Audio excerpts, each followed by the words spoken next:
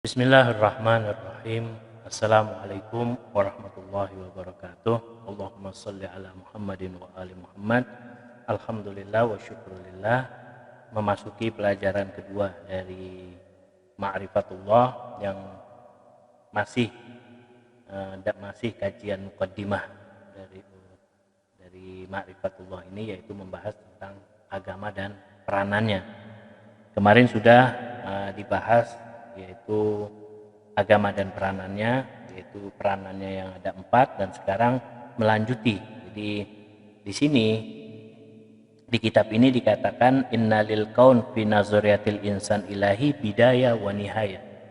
Jadi menurut pandangan manusia yang beragama bahwa alam ini ada awal dan ada akhir, yang mana awalnya itu bersumber dari Allah Subhanahu wa taala dan akhirnya juga demikian. Dan yang akhirnya itu dalam bab usuluddin disebut dengan pembahasan al-ma'ad, hari akhir.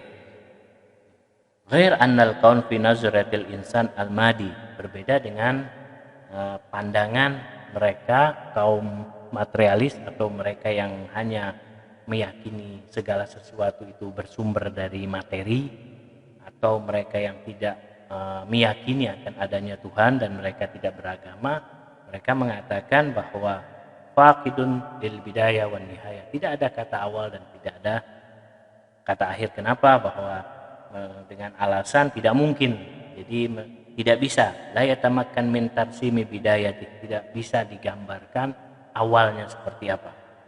Bahkan segala sesuatu yang terwujud itu tidak bisa digambarkan awalnya bagaimana dan akhirnya juga bagaimana. Jadi kalau kita bertanya kepada mereka, bal kullama sa'altahu yujibuka bi la yadri atau la adri. Jadi kalau kita bertanya kepada mereka itu akan menjawab aku nggak tahu. Kaum materialis atau orang yang tidak beragama ini, dan mereka tidak mampu untuk menjelaskan bahwa kalau mereka meyakini segala sesuatu itu bersumber dari materi, mereka tidak mampu menjelaskan awalnya seperti apa dan akan berakhir seperti apa. Mereka akan selalu menjawab la adri, la a'lam, tidak tahu dan lain sebagainya. Nah, ini adalah para filosof atau pemikir-pemikir mereka, orang yang tidak orang-orang yang tidak beragama atau kaum yang hanya meyakini segala sesuatu bersumber dari materi. Di dalam benak manusia itu selalu atau tidak lepas dari 3 pertanyaan. Di sini lam tazal as'ila ats-tsalatsa at-taliyah aliqatan bi zihnil insan. Jadi di benak manusia itu selalu bergantung atau bersemayam 3 pertanyaan. Yang pertanyaan itu seperti min aina ila anna ila aina limaza khuliq, dari mana mau kemana, kenapa diciptakan. Nah, itu pertanyaan-pertanyaan yang terbelenggu di dalam pikiran manusia, yang mana pertanyaan itu harus ada jawabannya. Nah, di sini dari pertanyaan ini dijawab hadhil as'ila ats-tsalatsa yujibu anha al-filosuf al-ilahi. Jadi filosof Islam menjawab bahwa dengan mudah dan gamblang, dan bahwa dari pertanyaan yang pertama yaitu min aina, dari mana, dengan secara gamblang dijawab annal bidayah minallah, bahwa segala yang awalnya itu dari Allah, wa anna nihayatul mutaq ya Allah Subhanahu wa taala, dan akhirnya juga akan kembali kepada Allah, sebagaimana di Al-Quran dikatakan innalillahi wa inna ilaihi raji'un. Nah, ini pertanyaan min aina yang dijawab oleh pemikir Islam. Pertanyaan yang kedua yang dijawab oleh pemikir Islam juga, ila aina, mau kemana, tujuan kita, bahwa tujuan hidup kita atau tujuan agama dikonsepkan oleh Allah Subhanahu wa taala itu supaya orang berperilaku dengan akhlak-akhlak yang baik, yaitu dengan akhlak-akhlak yang indah sesuai dengan asmaullah atau nama-nama Allah atau sifat-sifat Allah. Berbeda dengan kaum materialis atau mereka yang tidak beragama, pasti jawabannya akan berbeda. Karena berbeda dasar keyakinan, maka jawabannya pun akan berbeda. Jadi intinya bahwa ala hadzal asas, jika kita simpulkan bahwa agama itu mempunyai peranan yang penting, dauran fi tashisil afkar wal aqaid. Jadi agama itu mempunyai misi atau peran yang penting di dalam mengembalikan atau memperbaiki pemikiran-pemikiran dan akidah-akidah manusia. Karena itulah, jadi kita bisa mengetahui dari dua perbedaan, yaitu kita bisa membandingkan antara pemikir yang beragama atau yang dilandaskan dengan ketuhanan dengan pemikir yang berlandaskan dengan materi. Pasti dari jawabannya itu ada yang memuaskan dan ada yang tidak memuaskan. Nah, dari ketiga pertanyaan, yaitu min aina ila aina, yaitu sebelum walimadza khuliq, dari dua pertanyaan tadi bahwa kita bisa katakan manusia itu ingin sempurna, dan kesempurnaannya itu bisa terwujud di bawah naungan agama, karena agamalah nanti yang mengarahkan dari manusia untuk berpikir supaya tidak terjerumus kepada hal-hal yang subhat ataupun hal-hal yang khurafat yang bersifat hayalan-hayalan.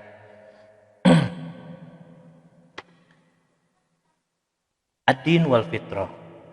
Di kitab ini juga dikatakan ad-din wal fitrah. Maksudnya agama dan fitrah.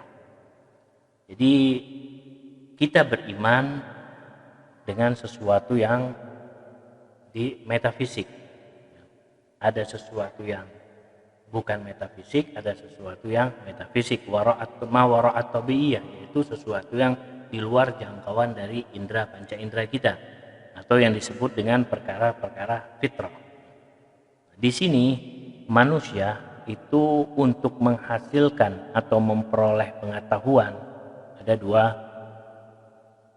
dua cara. Yang pertama yaitu al-idrokat allati hiya walidatul awamil al-kharija an wujudil insan. Jadi manusia memperoleh pengetahuan itu yang pertama diperoleh dari faktor-faktor atau intervensinya sesuatu yang dari luar.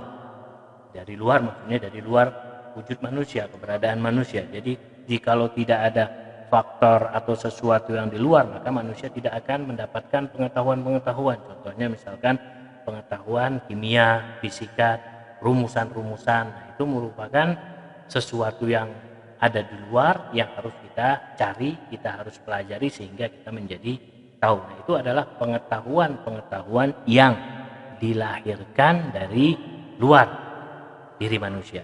Nah, ada juga yang pengetahuan al-idrokat an-nabi'ah min dakhilil insan wa fitrati. Jadi pengetahuan yang diperoleh dari dalam diri manusia, tidak ada intervensi luar, dari dalam diri manusia dan dari fitrahnya. Jadi seperti misalkan apa? Kama'rifatil insan binafsih, seperti manusia mengetahui dirinya sendiri. Ketika manusia mengetahui dirinya sendiri dari mana? Apakah dari luar? Apakah dia bertanya kepada orang, apakah diri saya ada? Kan tidak. Ana ketika mengatakan diri ana ada, apakah ana harus bertanya kepada orang, apakah ana ada? Kan tidak. Jadi ana mengetahui diri ana karena ana ada. Nah, itu jadi ma'rifah yang berasal dari dalam dakhil insan atau fitrah manusia. Atau yang contoh yang lain adalah rasa lapar atau rasa haus. Rasa lapar, rasa haus adalah pengetahuan yang datang dari dalam diri kita dan kita rasakan langsung.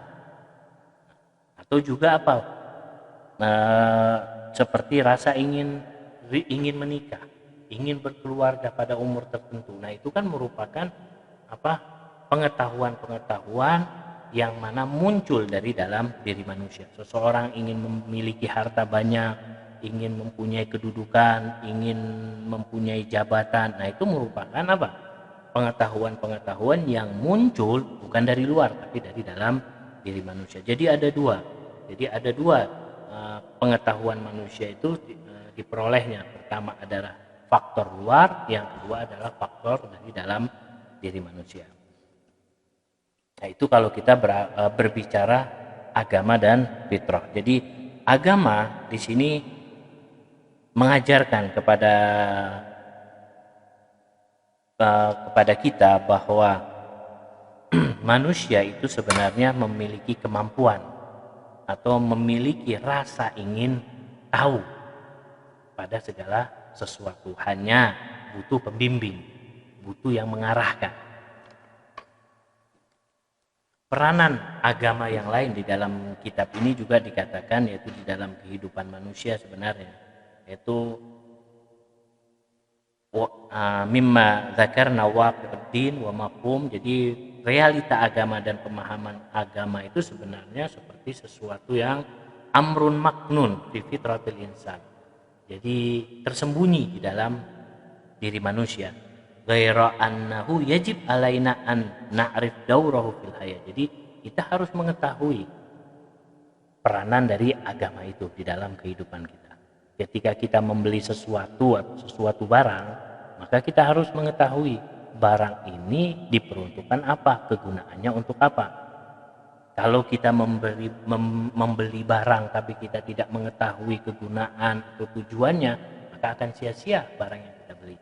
Karena itu, bahwa agama, ketika kita mengetahui bahwa di sini ada agama, kita harus mengetahui peranan agama itu di mana. Di dalam bahwa peranan agama itu mempunyai pengaruh yang besar atau tidak di dalam kehidupan manusia. Nah, itu harus kita ketahui, harus kita pelajari, harus kita kupas agama itu, harus kita gali. Tapi kalau kita hanya memahami agama itu sebatas bungkusannya saja, ya kita tidak akan bisa merasakan manisnya agama. Kita tidak akan bisa merasakan keindahan dari agama itu. Karena itu kenapa di masyarakat ini banyak sekali perbedaan-perbedaan, pertentangan-pertentangan. Itu memang hal yang wajar, karena kapasitas kemampuan berpikir manusia itu berbeda-beda, tidak sama, dan pengetahuan mereka dalam memahami agama itu berbeda-beda, sehingga terjadilah perbedaan-perbedaan pendapat antara A, B, C. Nah, tapi perbedaan yang terjadi tentang agama itu harus didasari dengan keilmuan yang memang dia pelajari. Jangan dia berdebat tentang agama tapi dia tidak mempunyai dasar. Nah, ini salah. Jadi kalau kita mau mengkaji agama, ya kita harus kaji dalam. Jangan kita mengkaji hanya di permukaan, maka kita akan mendapatkan apa yang ada di permukaan saja. Berbeda dengan orang yang menggali, ketika galinya sampai dalam, maka dia akan mendapat lebih.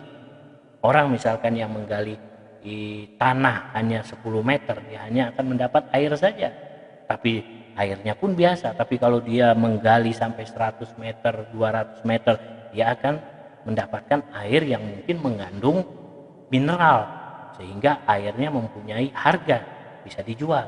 Semakin dalam lagi bisa jadi dia akan mendapatkan yang lebih mahal lagi, yaitu minyak bumi, sehingga menghasilkan uang dan menghasilkan kekayaan. Nah, semakin dalam dia menggali akan semakin menguntungkan. Demikian pula dengan agama. Kalau dia semakin dalam menggali tentang agama, maka pengetahuan tentang agama pun akan lebih, nanti akan berbeda dengan mereka yang menggali hanya di permukaan atau di dasar-dasar saja. Nah, itu adalah agama yang harus kita pahami secara detail. Jadi agama itu kok kenapa banyak perbedaan? Agama tidak ada dalam agama itu tidak menciptakan perbedaan. Yang menciptakan perbedaan itu diri kita, kemampuan kita. Seperti tadi tukang kayu yang sudah membuat lemari, kursi puluhan tahun, pasti hasilnya akan berbeda dengan tukang kayu yang baru membuat kursi baru berapa bulan atau baru setahun. Pengalaman itulah yang menentukan kualitas. Di sini juga kita harus mengetahui peranan agama, ya. Ad-din di'amatul akhlak. Jadi agama itu merupakan pondasi dari akhlak. Jadi kita harus memahami peranan agama, bahwa peranan agama itu memperkuat ruh, memperkuat jiwa manusia. di dalam kehidupannya. Jadi kalau kita ingin hidup kita itu sesuai dengan nilai-nilai kehidupan yang mencerminkan kebaikan kepada orang lain, maka kita harus mengetahui nilai-nilai akhlak yang diajarkan di dalam agama. Karena itu agama merupakan juga fondasi dari akhlak. Jadi kalau ada orang yang mengatakan bahwa agama itu mengajarkan kekerasan, mengajarkan seperti perang jihad, itu dari sisi mana dia memandang agama? Dia dari sisi mana dia memandang agama? Orang yang mengajarkan kekerasan, orang yang orang yang tidak memahami agama saja, yang mereka hanya mengatakan bahwa agama itu selalu intinya atau fokusnya kepada perang saja. Padahal tidak demikian, bahwa agama itu mengatur kehidupan manusia sedemikian baik, sedemikian bagus, atau sedemikian rapi, sehingga nilai-nilai kemanusiaan itu bisa terlihat. Yang perlu kita ketahui juga di sini bahwa ketika kita ingin memahami sebuah agama, kita juga harus berlandaskan pada apa? Sudah Anda jelaskan bahwa ketika kita ingin memahami sesuatu, apalagi ini kita ingin memahami agama, maka kita harus memiliki pengetahuan yang benar, mengetahui makrifat yang benar. Fad-din al-waqi'i, jadi agama yang benar itu harus ada syaratnya. Yushtarat fiha al-ma'rifah al-qat'iyah. Jadi harus memiliki, yang pertama adalah al-ma'rifah al-qat'iyah allati la tanfaq anil jazm wal iz'an wa rafdil ma'rifah az-zon wal fahmiyah wasyakkiyah. Jadi apa? Makrifat yang benar, makrifat yang di situ ada keyakinan, mentok di situ ada keyakinan, yang tidak ada lagi di situ zon, sangkaan, dugaan atau keraguan. Berbicara tentang ma'rifatullah, kita tidak berbicara tentang zon, sangkaan, wahmiyah, syakkiyah, enggak. Karena itu bukan bagian dari ilmu. Berbeda kalau kita membahas tentang fikih, yang mana keraguan, zon itu bagian dari ilmu. Tapi kalau kita sudah memasuki usuluddin atau ilmu kalam, bahwa zon, sangkaan, syak, keraguan itu bukan bagian dari ilmu, bahkan kebodohan. Tidak mungkin kita membahas keyakinan tapi kita masih meragukan keberadaan Tuhan. Berbeda kalau kita membahas dalam masalah syariat, ini hukumnya halal atau haram, ini hukumnya boleh atau tidak. Nah, itu masih ada dimaafkan, atau masih ada bisa dikategorikan bahwa ragu atau syak itu bagian dari ilmu. Kita sholat misalkan ragu antara 3 dan 4, bagaimana? Dihitung 4, masih dikatakan ilmu, tapi dalam akidah tidak, dikatakan bagian dari kebodohan, syak. Tidak mungkin kita membahas keyakinan tapi kita ragu pada keberadaan Tuhan. Yang kedua adalah tu'tabar ma'rifah. Itu maksud dari di sini, idza kanat nabi'atun min adawatil ma'rifah al-hissiyah wal qalbiyah awil akliyah. Maksudnya apa? Makrifat itu harus muncul dari mana? Hissiyah wal qalbiyah awil akliyah, dari akal kita, sebagaimana di Al-Qur'an dikatakan bismillahirrahmanirrahim, wallahu akhrajakum min butuni ummahatikum la ta'lamuna syai'an wa ja'ala lakumus syam'a wal absara wal afidata la'allakum tashkurun. Bahwa Allah telah menciptakan kalian, akhrajakum, mengeluarkan kalian dari perut ibu kalian, yang mana sebelumnya la ta'lamuna syai'an, tidak mengetahui sesuatu. Wa ja'ala lakumus sam'a, lalu Allah memberikan pendengaran. Setelah pendengaran berfungsi, lalu Allah wal absar, Allah memberikan absar, wal afidah. Afidah itu akal, yaitu sebuah wadah, la'allakum tashkurun, supaya kita ini bersyukur kepada Allah Subhanahu wa ta'ala. Nah, jadi kalau kita ingin memahami agama, jadi kita harus benar-benar berlandaskan kepada keyakinan yang qat'i, yang benar-benar itu adalah sebuah keyakinan yang tidak ada keraguan. Yang kedua, bahwa keyakinan itu muncul dari akal kita dan basir kita, yaitu absar, hati kita.